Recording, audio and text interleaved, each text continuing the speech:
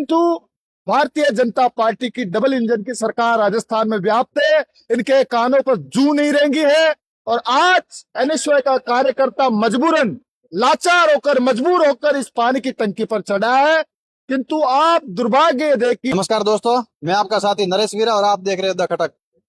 आज सुबह से यहाँ पर मैं आपको कवरेज दिखा रहा हूँ। जो मेरे पीछे आप टंकी देख रहे हो, जहाँ पर एनएसयूआई की जो 3 छात्र है यहाँ पर प्रदर्शन कर रहे हैं अपनी मांगों को लेकर, और छात्र चुनाव बहाल को लेकर अपना प्रदर्शन कर रहे हैं अपनी मांगों को लेकर, लेकिन अभी तक उनकी कोई सुनवाई हुई नहीं है। और यहाँ पर कुछ समय पहले करीबन 3 घंटे होने आए हैं और एक जो पुलिस के जो अधिकारी है वहां पर ऊपर पहुंचे छात्रों से बात करने के लिए। हमारे साथ एनएसयूआई के महासचिव किशन जी बैरवा मौजूद है। इनसे बातचीत करते हैं क्या कुछ मामला है। सर, जो ऊपर छात्र बैठे हैं उनसे आपकी बातचीत हुई है क्या? देखिए, ऊपर एनएसयूआई के 3 कार्यकर्ता जो पीछे टंकी आप पानी की देख रहे हैं, इस पर आंदोलनरत हैं। इस टंकी पर वो आंदोलन कर रहे हैं, इस टंकी पर वो भूख हड़ताल कर रहे हैं। इस भूख हड़ताल की और इस टंकी पर चढ़ने की नौबत इसलिए आई है, एनएसयूआई राजस्थान विगत 3.5 साल से सड़कों पर काफी लंबा संघर्ष करी है। पुलिस ने एनएसयूआई के कार्यकर्ताओं को जबरन जेल में डालने का काम किए, लाठीचार्ज किए, उन तमाम कार्यकर्ताओं पर एफआईआर दर्ज करने का काम किए। और एनएसयूआई राजस्थान की सिर्फ एक ही मांग थी कि आप छात्र संघ की चुनाव की बहाली करें। किंतु भारतीय जनता पार्टी की डबल इंजन की सरकार राजस्थान में व्याप्त है। इनके कानों पर जू नहीं रेंगी है और आज एनएसयूआई का कार्यकर्ता मजबूरन लाचार होकर मजबूर होकर इस पानी की टंकी पर चढ़ा है। किंतु आप दुर्भाग्य देखिए कि अभी तक शासन प्रशासन का कोई नुमाइंदा इन छात्र नेताओं के पास नहीं आया है, इनसे बात संवाद करने के लिए नहीं आया है। मैं आज भजनलाल जी की सरकार से पूछना चाहते हूं, आखिर इतनी रात को 12:30 अभी रात को बज चुके हैं, किनकी जवाबदारी है, किनकी जिम्मेदारी है? क्या लोकतांत्रिक व्यवस्था यही है? कितने लोग ऊपर है? देखिए, 3 कार्यकर्ता हमारे ऊपर पानी क्या की नाम है टंकी उनका? पर चढ़े हुए हैं। विजयपाल कुड़ी है, बियोना जाट पर चढ़े हुए हैं। आपके क्या क्या मांगे हैं? देखिए, मांग सिर्फ जेन्युइन मांग है, छात्र संघ चुनाव की तत्काल बहाली सुनिश्चित कीजिए, क्योंकि छात्र संघ चुनाव वो पद्धति है जहां से नेता पनपते हैं। छात्र संघ चुनाव राजनीति की प्रथम पाठशाला है जहां से नए यूनिवर्सिटी से पढ़े लिखे नौजवान नेता पनपते हैं, सदन में जाते हैं और जनता की आवाज को मजबूती से रखते हैं। दिल्ली में जंतर मंतर पर जो छात्रों के साथ लाठीचार्ज किया गया, और इनकी ये भी मांग है कि जो अमित शाह इस्तीफा दे। आपको लगता है कि अमित शाह इस्तीफा देंगे? बिल्कुल देना चाहिए ना। अमित शाह में अगर नैतिकता बची होगी तो इस्तीफा देगा। आप ये देखिए कि जंतर मंतर पर किस तरह देश की तानाशाही सरकार ने देश के नौजवानों पर लाठीचार्ज करने का काम किया।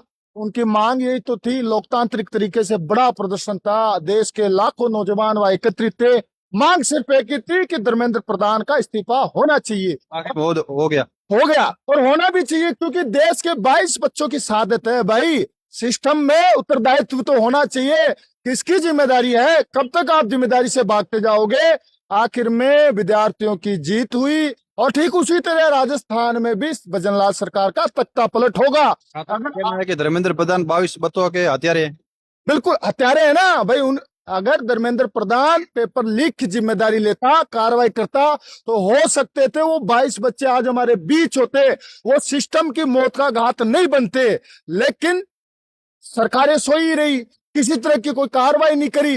अंत में उन 22 बच्चों ने फांसी के फंदे को चूमा और नौजवानों ने अपने प्राणों की आहुति दी और एक देश में क्रांति की चिंगारी उन बच्चों ने जलाई। और देखा किस तरह तानाशाही सरकार पीछे भागी। ये वही सरकार है जिसने देश के नौजवानों पर AK-47 चलाने का काम किया है, गोले चलाने का काम किया है, वाटर कैनन चलाने का काम किया है, आंसू गैस के गोले चलाने का काम किया है, विद्यार्थियों के सर फोड़ने का काम भारतीय जनता पार्टी की सरकार करी है। अंत में सरकार को नौजवानों के आगे झुकना पड़ा है। ठीक उसी तरह भजनलाल शर्मा जी, आप भी सुन लीजिए, आप भी छात्र संघ चुनाव की मांग को महत्व दीजिए, इसको तत्काल बहाल सुनिश्चित कीजिए। अन्यथा हो सकता है कल को फिर आपके खिलाफ नौजवान उतरे, आपके खिलाफ मोर्चा खोले और आपका इस्तीफा देना। उससे पहले समझ जाओ। बिल्कुल। तो यहाँ पर करीबन 7:30 बजे से ये एनएसयूआई जो छात्र है ऊपर चढ़ी हुई, इनके तो खाने पीने की व्यवस्था और एक लड़की भी जो साथ में, उनकी क्या क्या दिक्कतें आई, उनके लिए क्या कुछ व्यवस्था? तो है, काफी लंबा समय हो गया है, शासन प्रशासन ध्यान नहीं दे रहा है, बातचीत नहीं कर रहा है।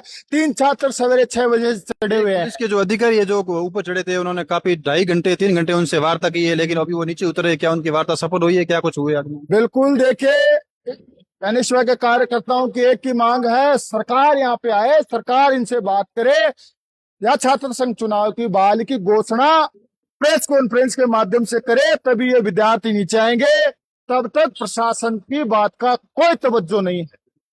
तो इनका कहना है कि जब तक हमारी मांगे नहीं मानी जाएगी तब तक हमारे जो छात्र है जो टंकी पर ऐसे अपनी मांग को लेकर वहीं पर प्रदर्शन करते रहेंगे। और तमाम ऐसे अपडेट और जानकारी के लिए बने रहिए हमारे चैनल द खटक के साथ।